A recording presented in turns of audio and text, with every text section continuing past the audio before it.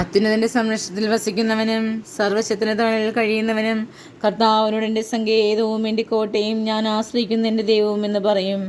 അവിടെ നിന്നെ വീടിൻ്റെ കെണിയിൽ നിന്നും മാരകമായ മഹാമാരിയിൽ നിന്നും രക്ഷിക്കും. തൻ്റെ തൂവലുകൾ കൊണ്ട് അവിടെ നിന്നെ മറച്ചുകൊള്ളും. അവിടുത്തെ ചിറകുകളുടെ കീഴിൽ നിനക്ക് അഭയം ലഭിക്കും. അവിടുത്തെ വിശ്വസ്തത നിനക്ക് കവചവും പരിചയമായിരിക്കും.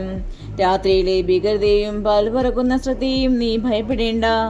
ഇരുട്ടി സഞ്ചരിക്കുന്ന മഹാമാരിയെയും നട്ടുചീവന വിനാശത്തെയും നീ പേടിക്കേണ്ട. നിന്റെ പാർശ്വങ്ങളിൽ 1000 മരിച്ചു വീണേക്കാം, നിന്റെ വലതുവശത്ത് 10,000. എങ്കിലും നിനക്ക് ഒരനർത്ഥവും സംഭവിക്കുകയില്ല.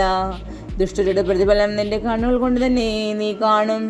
നീ കർത്താവിൽ ആശ്രയിച്ചു, അത്യുന്നതനിൽ നീ വാസമുറപ്പിച്ചു. നിനക്കൊരു തിന്മയും ഭവിക്കുകയില്ല, ഒരനർത്ഥവും നിന്റെ കൂടാരത്തെ സമീപിക്കുകയില്ല. നിന്റെ വഴികളിൽ നിന്നെ കാത്തുപാലിക്കാൻ അവിടുന്ന് തൻ്റെ ദൂതന്മാരോട് കൽപ്പിക്കും.